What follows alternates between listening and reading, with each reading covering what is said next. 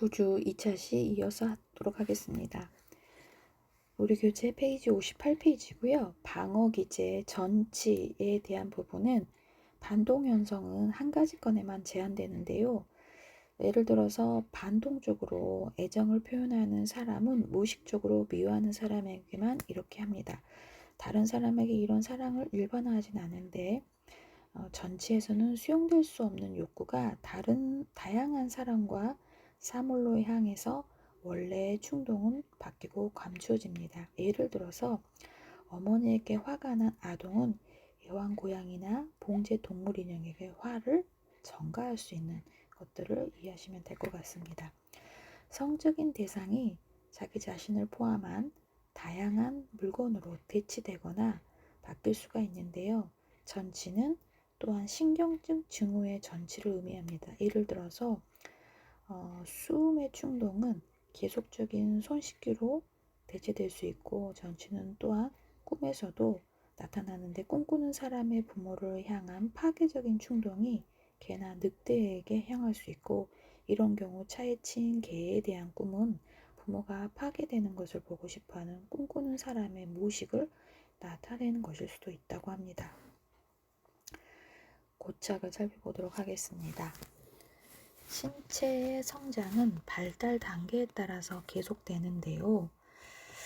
심리적인 성장은 스트레스와 불안감 없이 이루어지지 않습니다. 다음 단계로 나아가는 것이 불안을 일으키면 자아는 현재에 머물러 더 편안한 심리적인 단계에 있으려고 하죠. 이런 방어를 고착이라고 하는데, 고착은 생애 초기에 더 원시적인 발달 단계의 리비도에 영구적으로 붙들리는 것을 말합니다. 먹기, 흡연, 말하기에 대해서 계속 즐거움을 얻는 사람은 구강기 고착일 수 있고, 청결함과 질서정연함에 강박적인 사람은 학문기에 고착될 수 있다고 합니다. 퇴행에 대해서 살펴보겠습니다. 어떤 발달 단계에서 스트레스와 불안이 있을 때 리비도가 이전의 단계로 돌아갈 수 있는데, 이를 퇴행이라고 합니다. 퇴행은 아동에게서 꽤 일반적이며 쉽게 나타나는데요. 예를 들면 완전히 젖을 땐 유아가 동생이 태어나면서 병이나 젖꼭지를 달라면서 영아처럼 행동하는 것이죠. 새 아기에게 쏠리는 관심은 이 유아에게 위협이 되기도 합니다. 퇴행은 아동과 성인에게서 흔하게 나타나는데, 스트레스가 심한 경우 어떤 성인은 태아때의 모습을 취하고, 어떤 사람은 어머니가 있는 집으로 가고, 어떤 사람은 차갑고 위협적인 세상을 피해서 온종일 따뜻한 침대에 머무를 수 있습니다. 퇴행 행동은 확고하고 유아적이라는 점에서 고착과 유사하지만, 퇴행은 항상 일시적이고, 반면 고착은 정신에너지를 더 영구적으로 사용할 수 있는 것입니다. 투사, 내적이고 본능적인 충동이 심한 불안을 일으킬 때 자아는 원치 않는 충동을 외부의 대상, 항상 다른 사람의 탓으로 돌려서 불안을 줄이는 것이죠. 탓하는 것이라고 이해하면 될 것 같습니다. 이것이 투사로 자신의 무의식에 있는 것들을 받아들일 수 없는 감정이나 경향을 타인에게서 보는 것을 말합니다. 예를 들어서 자기 자신에 대한 열등감과 수치감을 무의식에 감추고 있는 사람이 타인 자신을 무시한다고 느끼는 경우입니다. 이것이 사고 형태일 때 망상으로 나타나고, 지각의 형태일 때는 환각으로 나타난다고 해요. 8번째, 내사. 투사가 원치 않는 충동을 외부의 대상에서 향하는 것이고, 내사는 타인의 긍정적인 특질을 자신의 자아 속에서 넣는 기제입니다. 예를 들어 한 청소년은 유명한 연예인의 태도, 가치, 생활 양식을 흉내낼 수 있는 것이죠. 이런 내사는 청소년의 자기감 같은 것들을 높여서 이제 자존감, 자기 가치 이런 것들을 또 높여서 열등감을 낮추는 거죠. 열등감을 줄어들게 할 수 있는 것들. 내사로 오이디푸스 컴플렉스를 해결하고, 유아들은 두 부모나 한 부모의 권위와 가치를 내사하게 됩니다. 이것이 초자아의 시작입니다. 아동이 부모의 가치를 내사하게 되면 아동은 부모의 기준으로 자기 행동을 평가하고 선택하면서 편안해합니다. 아동이 잠복기를 거치면서 그들의 초자아는 더 개인적인 것이 되어서 이제 부모를 강하게 동일시하지는 않습니다. 어느 연령이든 타인의 가치, 믿음과 태도를 내사에서 부적절함과 관련된 불안을 줄일 수 있게 됩니다. 승화는 위에 방어 기제들의 자아를 불안으로부터 보호하지만 사회적인 입장에서는 모호할 수 있죠. 숭아는 개인과 사회에 기여하는 기제입니다. 숭아는 성적인 욕구를 문화나 사회의 목표로 대체하는 것이고, 숭아는 현실 사회에서 받아들여질 수 없는 욕구를 다른 대상, 충족과 표현 방법으로 치환하는 것입니다. 숭아는 미술, 음악, 문학 등 문화적인 성취에서 뚜렷이 표현되는 부분이 있습니다. 심리성적 발달 단계에 대한 부분을 좀 더 심도 있게 살펴보면 프로이드는 직접적으로 아동을 다룬 경험은 없지만 그의 발달 이론은 전적으로 아동에 대한 것입니다. 리비도가 집중된 신체의 부분을 성감대라고 하는데 성감대는 성격의 발달에 대단히 중요합니다. 프로이드가 유아도 성욕이 있다고 하자 반대가 컸다고 해요. 그 시대에. 오늘날 많은 관찰자들은 아동이 성감대에 의한 즐거움을 좋아하고 성기에 관심을 보이며 성적으로 흥분한다고 생각합니다. 사실 저도 현장에 있을 때 유아, 영아, 유치반 다 경험을 해봤거든요. 뭐 꼭 학교 학령 전 유치한 애들, 유치 대상, 유아 대상이 성적으로 흥분한다 뭐 이런 거에 대한 부분으로 관찰도 했고 또 관찰되어지는 부분들에 대해서 그때 학교에서는 그런 거를 미처 인지하지 못했던 부분들을 아이들이 그 자위 행위를 통해서 흥분하고 또 자기 성기의 그 뭔가 그런 감각에 대한 만짐으로써 느껴지는 그런 느낌적인 부분들을 어느 순간 쾌락으로 느끼고 있는 부분들을 교실에서 여러분들도 발견할 수 있는 부분들이 있을 거예요. 선생님들이 너무 당황하거나 아이한테 죄의식을 주기보다 그런 부분들에 관심을 갖지 않게 다른 활동들로 흥미를 이제 전환시키는 역할이 여러분의 역할이기도 하죠. 아동과 성인 모두 성기보다는 다른 신체 기관을 통해서 성 본능이 만족될 수 있고 성적 에너지인 리비도가 이 항문 등 신체의 일부분에 집중되면서 이와 관련된 경험이 인간의 성격에 결정적인 영향을 줍니다. 그래서 프로이드는 리비도가 집중되는 신체 기관을 토대로 성격의 발달을 구강기, 항문기, 남근기, 잠복기 그리고 생식기 5단계로 나누었습니다. 저도 그래서 학부 때, 석사과정 때, 박사과정 때 영유아 발달 배울 때 구강, 남장생 이렇게 해서 막 의미 없이 막 외웠었는데 참 프로이드가 이렇게 아동을 다룬 경험은 없는데 어쩜 이렇게 사람에 대해서 심도 있게 관찰하고 그 이론을 정립할 수 있었는지 정말 대단한 천재였다라는 생각을 현장에 가서 이론과 실제가 다르지 않고 그 이론이 이렇게 대단한 거였구나라는 경험을 여러분들도 현장에 이제 경험이 쌓이시면서 느끼시게 될 거라고 생각합니다. 구강기는 0세에서 1세까지 리비도가 입 주변에 집중되는 시기인데요. 영아는 혀, 입술, 구강을 통해서 즐거움을 느끼게 됩니다. 영아는 젖을 빨면서 구강기의 욕구를 만족시켜주는 어머니에게 애착을 갖게 되고 또 초기 구강 활동의 목적은 본능적으로 젖꼭지를 몸으로 받아들이는 것입니다. 이런 구강 수용 시기에 즐거움을 주는 대상에게는 양가 감정이 없고 영아의 욕구는 작은 좌절이나 불안 이런 것들을 함께 채워준다고 합니다. 영아는 자라면서 규칙적으로 받던 수유가 줄어들다가 결국 이유 없이 어느 것에 대해서 좌절과 불안을 경험하게 되죠. 이런 불안은 사랑하는 대상인 어머니에 대한 양가 감정으로 발전하여서 환경과 불안, 이런 대항에서 자신을 지키라는 자아의 능력을 발달시키게 됩니다. 환경에 대한 영아의 방어는 이가 나면서 더욱 강해지는데 프로이는 이를 구강에 대한 가학성이라고 표현했다고 해요. 이 시기에 영아는 물고 소리를 내고 입을 다물고 웃고 울며 반응을 하는데 유아의 최초 자기 발정적 행동은 엄지빨기. 이것은 이제 영양이 필요해서가 아니라 성적인 욕구를 만족시켜주는 불안의 방어기제다라고 이해하시면 됩니다.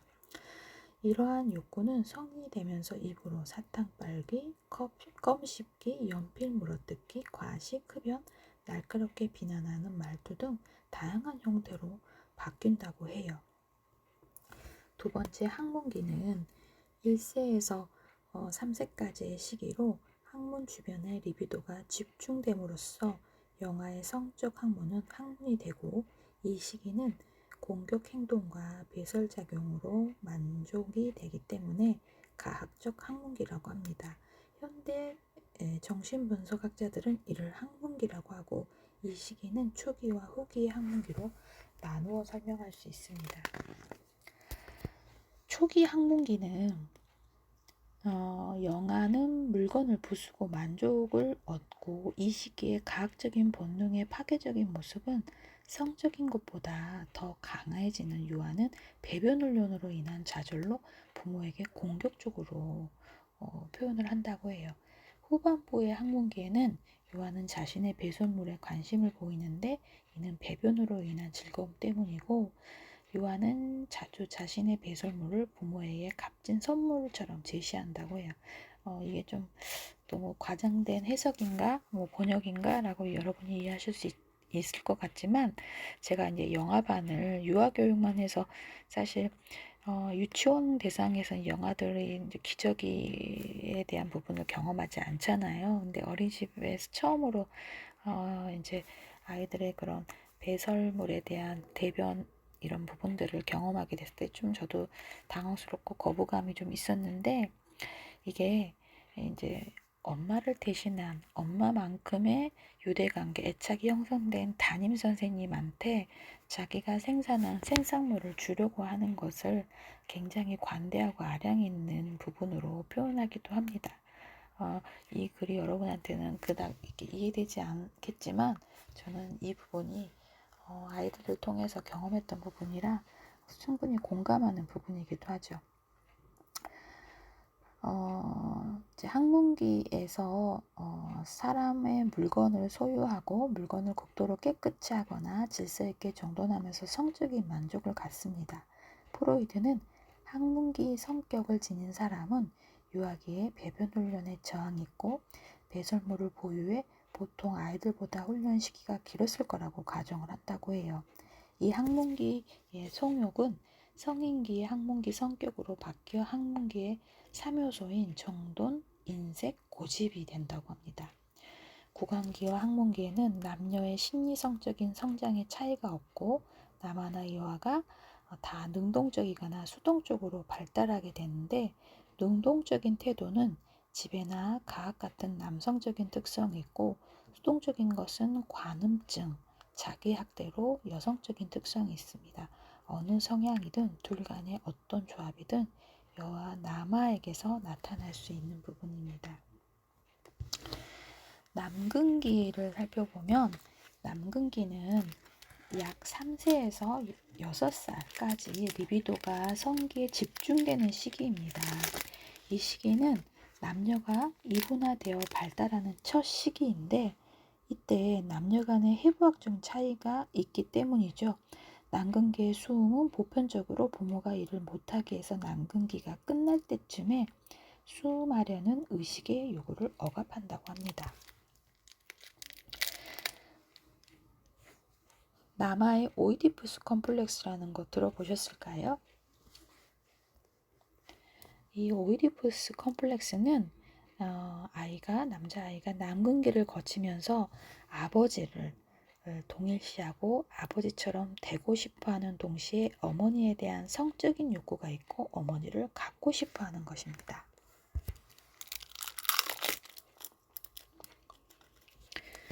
이런 두 가지 바람이 미숙한 자아에게 모순되어 보이지 않지만 한동안 공존하게 되고, 남아가 이런 모순을 깨닫게 되면 아버지에 대한 동의시를 포기하고 어머니를 더 갖고 싶어 합니다. 남아가 어머니의 사랑을 차지하려고 할 때 아버지를 경쟁자로 여기고 어머니에게 근친상간적인 감정을 갖는 것이 오이디푸스 컴플렉스이기도 하죠. 프로이드는 유아의 양성적인 모습을 이야기하는데, 남아가 오이디푸스 시기에 유아는 여성적인 특성을 발달시켜서 오이디푸스 시기의 남아의 여성적인 면이 그가 아버지에게 애정을 갖고 어머니를 싫어하게 한다는 것입니다. 동시에 남아의 남성적인 특성은 아버지에게서 적대적이고 어머니를 갈망하는 데에서 이는 완전한 오이디푸스 컴플렉스이며, 애정과 적대감 중 하나 혹은 둘 다 감정이 무의식 속에 공존하게 됩니다. 이런 양가적인 남근기에 잃게 될 것 같은 거세 불안을 가져다주고, 남아는 여아에게 자신과 같은 성기가 없다는 것을 안 뒤로 거세 불안이 시작됩니다. 이는 남아에게 굉장한 충격이 있고, 남아는 여아가 수음을 하고 어머니를 유혹하는 벌로 성기가 거세된 것이라고 생각한다고 해요. 거세 불안을 견딜 수가 없어서 남아는 어머니를 유혹해 보려는 환상과 성적인 활동을 하고 싶어하는 충동을 억누르게 됩니다. 오이디푸스 컴플렉스가 해결되거나 억압되면 남아는 근친상간의 욕망에 굴복하고 이를 사랑의 감정으로 바꾸고 원시적인 초자아를 발달시키기 시작합니다. 남아는 아버지나 어머니를 동일시하고 자신의 여성적인 특성에 의존하게 되고, 보통 동일시는 아버지와 하게 되는데 이는 오이디푸스 이전의 동일시와는 좀 다릅니다. 남아는 더 이상 아버지처럼 되기를 원하지 않고 자신의 아버지가 옳고 그른 행동을 결정하는데 모델이 됩니다. 남아는 아버지의 권위를 자신의 자아로 통합해서 성숙한 초자아가 자라게 됩니다. 싹튼 초자아는 근친상간에 대한 아버지의 금지를 받아들이고 오이디푸스 콤플렉스를 계속해서 억압하게 됩니다. 여자아이가 이제 갖게 되는 오이디푸스 컴플렉스에 대해서 살펴보도록 하겠습니다. 여아의 남근기는 남아의 것과는 다르고 복잡한데요. 남근 선망의 형태를 가진 여아의 거세 컴플렉스, 거세 불안은 오이디푸스 컴플렉스보다 앞섭니다. 남아의 경우와 반대로 거세 불안이 생기며 오이디푸스 컴플렉스는 이제 점점점 쇠약해지겠죠. 남아와 여아의 오이디푸스 컴플렉스의 차이는 해부학적인 차이 때문인데요. 남아처럼 오이디푸스 이전의 여아는 모든 아동이 자신과 같은 성기가 있다라고 생각한다는 것입니다. 남아가 다른 성기를 가지고 있는 것이 특별해 보이고, 이때 여아는 이것을 부러워하고 뭔가 속임당한 느낌을 갖고 남근을 선망하게 되죠. 빨리 억압되는 거세 불안과는 달리 남근 선망은 오래 갑니다. 남근 선망은 남아가 되고 싶어 하거나 남자를 갖고 싶어 하는 것으로 표현되고, 이는 아이를 갖고 싶어 하는 것처럼 출산, 특히 남아 출산으로 표현을 한다고 해요. 여아의 거세 컴플렉스를 거치면서 남아처럼 어머니와 동일시하게 되는데, 여아는 어머니에 의해 유혹받는 것을 생각하고요. 또 이런 근친상간적인 감정은 나중에 남근 없이 세상에 오게 한 어머니를 향한 적대감으로 바뀐다고 해요. 여아의 리비도는 아버지에게 향하는데, 이를 남근 선망이 아이를 낳게 해서 채워줄 수 있기 때문입니다. 아버지와 성적인 관계를 갖고 싶어하는 것은 어머니를 향한 적대감이 여아의 오이디푸스 컴플렉스인데, 이를 일렉트라 컴플렉스라고 합니다. 여아의 오이디푸스 컴플렉스는 여아가 수음과 아버지에 대한 성적인 욕구를 포기하고 다시 한번 어머니와 동일시하면서 해결되게 됩니다.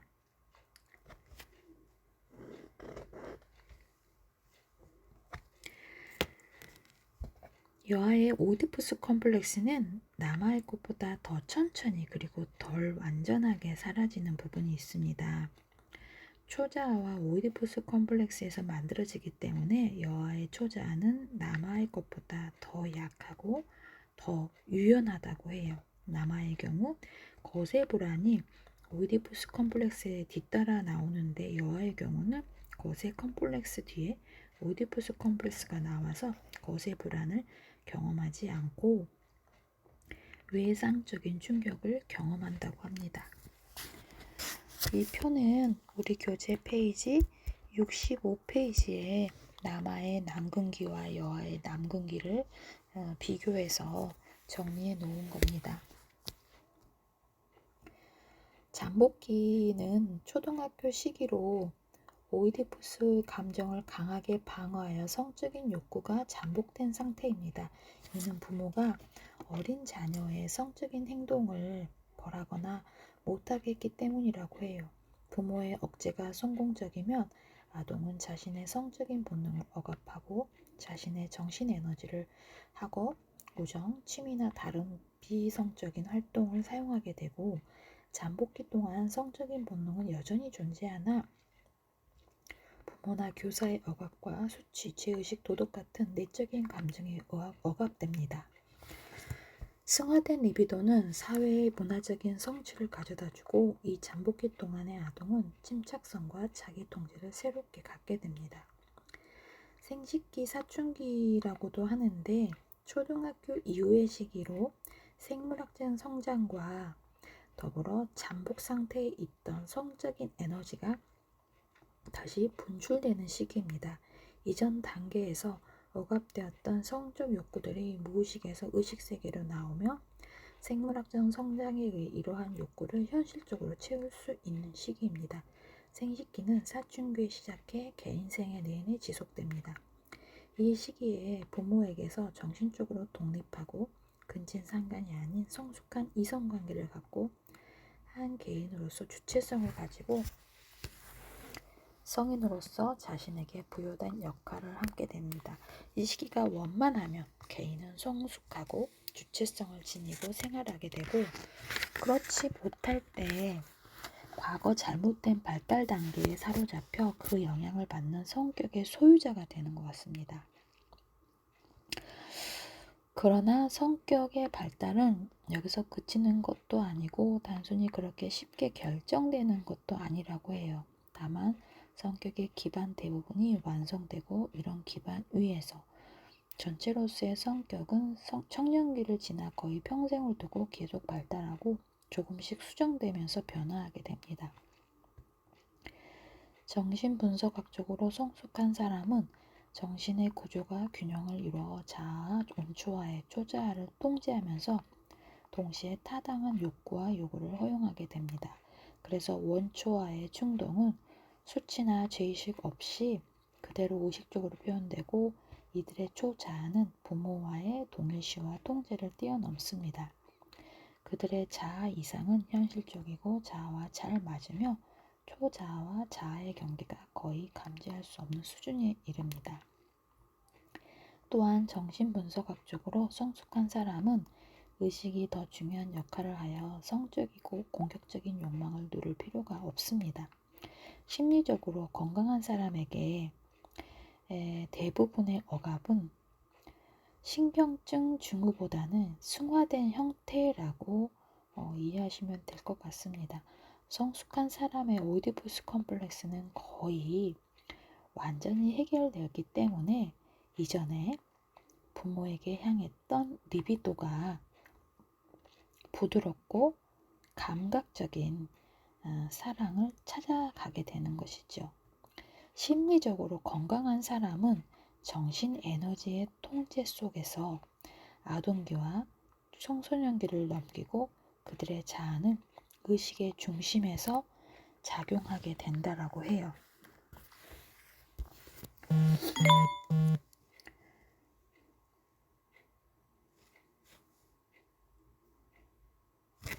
상담에서의 적용은 끊어져 가야 될 것 같아요.